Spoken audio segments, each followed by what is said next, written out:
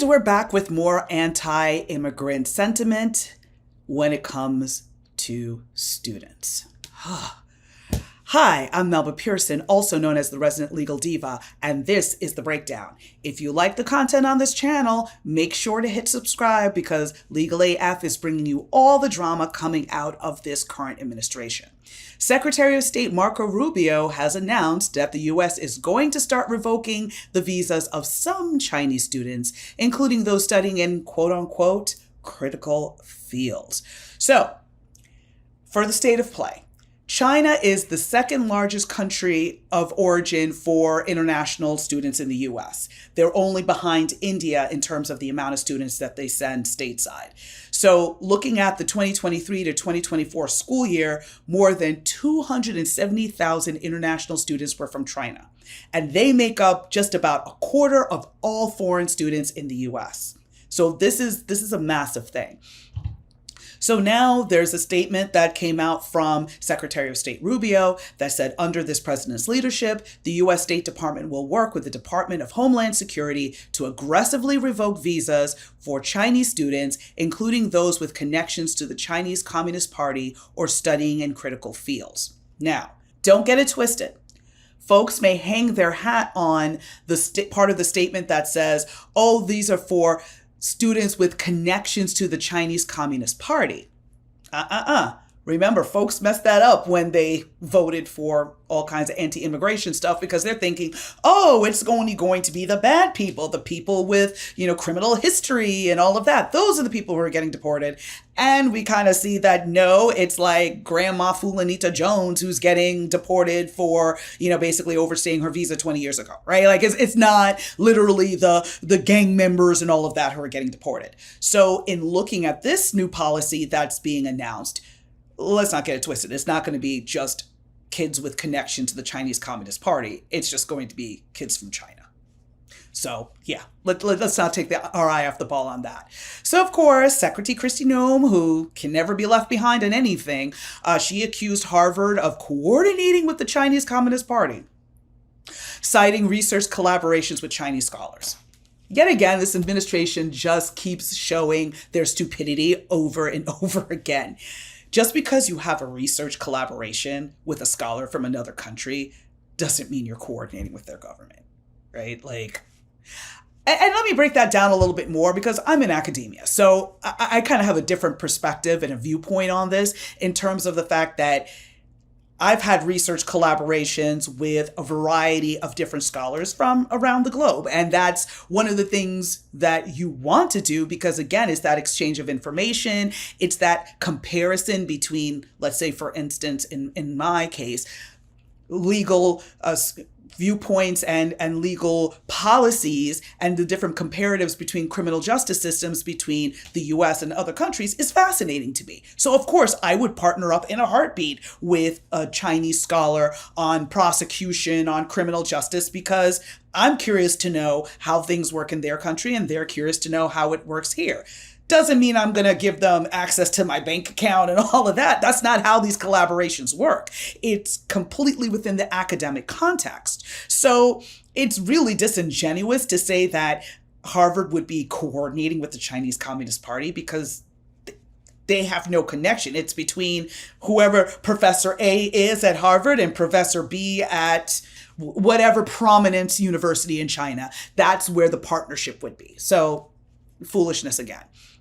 So this, of course, did not come out of a vacuum. This came after the halting of scheduling new visa interviews for international students as, of course, the department prepares guidelines for increasing the vetting of student applicants and looking at their social media. So basically, since 2019, students who are applying for student visas have had to provide their social media handles for scrutiny. But now apparently this administration is going to ramp it up even more because, again, they're just looking for more reasons to prevent people from coming to the United States. And of course, this is on top of all the foolishness that's been going on earlier this year with ICE arresting and trying to deport students who have been involved in campus protests against the Israel-Hamas war. And of course, the abrupt termination of the legal status of thousands of international students. And then they were like, oh, yeah, just kidding. And they backpedaled on that. But of course, that made a whole bunch of students freak out because they're like, if I don't have status, how can I stay here? And oh, don't forget, international students are not eligible for financial aid. So if an international student comes here, they're paying the full ride. So whatever the tuition is, if it's $100,000 a year, plus room and board, plus your books, plus, just surviving over the course of 4 years or whatever the case may be, you're coming with that out of pocket. There's no loans, there's no scholarships, no nothing. So that is a huge chunk of change that these students are shelling out. And imagine you shell out all this money and then your visa gets revoked and now you're stuck like Chuck because you think these schools are giving you a refund? Probably not. So diabolical all the way around. So about 41% of international graduates who have bachelor's, master's, or doctoral degree programs from the U.S. stay in the U.S. long term. So the majority of the kids who come here and study from other countries, they do end up going back to their countries. But again, we can't ignore the huge chunk that stays. And those that stay tend to have those master's or doctoral degrees. The number that stay that have a bachelor degree is much lower. So think about what folks with a master's degree and a doctoral degree are able to contribute to our economy, to intelligence, to research, to medicine, to STEM, all of these different fields that we don't necessarily have folks in the US who are interested in going into. These are all folks who are at the top of their game and can contribute so much to our country. Because again, who does the research? The research is being done by universities. It's not necessarily being done in government labs or anything like that. There is some of that, but again, that's why there was so much federal funding going to all these universities in terms of funding their research, because the government doesn't have the bandwidth to really dive into these new technologies, dive into new cures for diseases, stuff like that. That's for doctors and researchers who have the time, the bandwidth, and the expertise to do that. So to revoke these visas and effectively cut off any pathway for these folks to stay is doing us a huge disservice in the long run.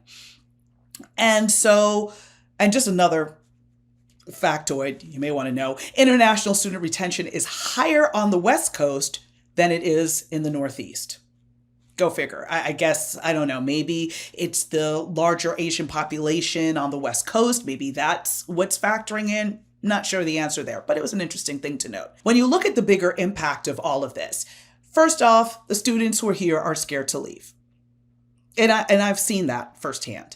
They're afraid that if they get on that plane, they're not going to be able to come back into this country, and any progress they made towards their degree, anything that they've invested here towards their degree is gone. On top of that, if you do manage to make it for the 4 years and get your degree, they're sure as heck not going to stay here. They're going to go back home and never come back and say the US was the most awful place to be in the world. Again, not good for our long term in terms of money in our economy. Because again, these kids stayed, they started a family, they're paying taxes, they're sending their kids to school. All of these things feed our economy, and we're getting rid of a whole chunk of that. It's a huge impact to the coffers of universities. And why that's even more critical for us is that that money enables other students from here to be able to get scholarships.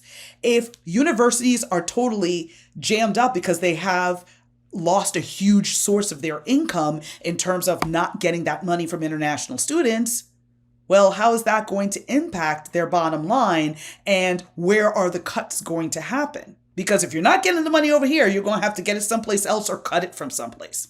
That's basic budgeting.